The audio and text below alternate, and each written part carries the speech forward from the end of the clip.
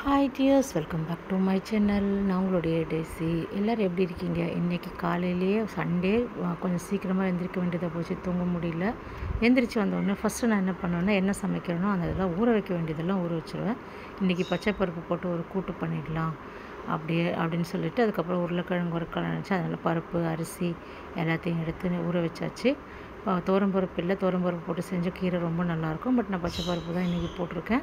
சுடு தண்ணி எல்லாம் எடுத்து வச்சாச்சு. இப்போ வந்து அந்த பருப்பை வந்து ஒரு குக்கரில் மாற்றிக்கிட்டு சுடு தண்ணி ஊற்றிக்கோங்க. பச்சை தண்ணியில் செஞ்சிங்கன்னா உங்களுக்கு லேட் ஆகும் அது சூடு பிடிச்சி வர்றதுக்கு. எவ்வளோக்கு எவ்வளோ எல்லோரும் சுடு தண்ணியில் செய்கிறீங்களோ உங்களுக்கு கேஸ் மிச்சம், டைம் மிச்சம், வேலையும் கம்மியாக இருக்கும். நம்ம கிச்சனில் இருக்கும்போது நம்மளுடைய வேலைங்களை வந்து ரொம்ப ஈஸியாக பார்த்துக்கணும். அதை வந்து நம்ம நிறைய வேலை செய்கிற மாதிரி இருக்கக்கூடாது.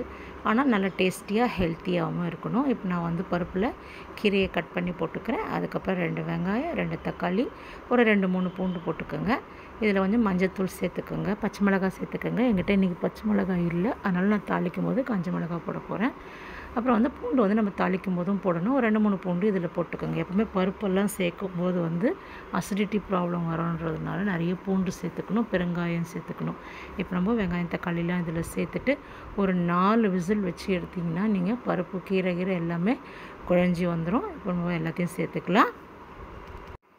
கீரை வந்து எப்போவுமே பொரியல் பண்ணிங்கன்னா உங்களுக்கு வந்து கொஞ்சமாக ஆகிடும். நிறைய கீரை இருக்கும்போது நம்ம பொரியல் பண்ணலாம். ஆனால் வந்து நம்மக்கிட்ட ஒரு கொஞ்சம் தான் கீரை இருக்குது அப்படின்னும் போது இந்த பருப்பு, தக்காளி, வெங்காயம்லாம் சேர்த்து அந்த பருப்பையும் அந்த கீரையும் சேர்த்து நீங்கள் வந்து கூட்டாக பண்ணும்போது ஒரு வேளை வந்து உங்களுக்கு தள்ளிடும். இதெல்லாம் வந்து நம்ம தாத்தா பாட்டிலாம் அப்படி தானே பண்ணுவாங்க. கீரை கடைஞ்சிருவாங்க, ஒரு சின்னதாக ஒரு உருளைக்கிழங்கோ ஒரு கருவாடோ ஏதோ ஒன்று பண்ணிடுவாங்க. அதெல்லாம் சிக்கனத்துக்கு கண்டுபிடிச்சதாங்க. பொரியல் பண்ணி தேங்காய் போட்டு சாப்பிட்டா ரொம்ப நல்லாயிருக்கும். ஆனால் வந்து நம்மக்கிட்ட எவ்வளோ இருக்கோ அதை வச்சு நம்ம செய்யணும். இன்றைக்கி வந்து என்கிட்ட கொஞ்சம் தான், ஒரே ஒரு கட்டு தான் வாங்கிட்டு வந்திருந்தாங்க. அதை வச்சுட்டு சரி இன்றைக்கி ஓட்டிடலாம் அப்படின்னு சொல்லிட்டு செஞ்ச எல்லாத்தையும் கட் பண்ணி போட்டாச்சு. அதில் ஒரு ஐடியா பண்ணி எடுத்துகிட்டு வந்தாச்சு. இப்போ மேலே கொஞ்சம் சுடு தண்ணி ஊற்றிட்டு நம்ம வந்து இதில் வச்சிடலாம். விசில் எடுத்து வச்சுலாம் பூண்டு போட்டிருக்கேன் பாருங்கள் எல்லாம் சூப்பராக குழஞ்சி வெந்துருச்சு. இப்போ நம்ம இதை தாளிக்கலாம்.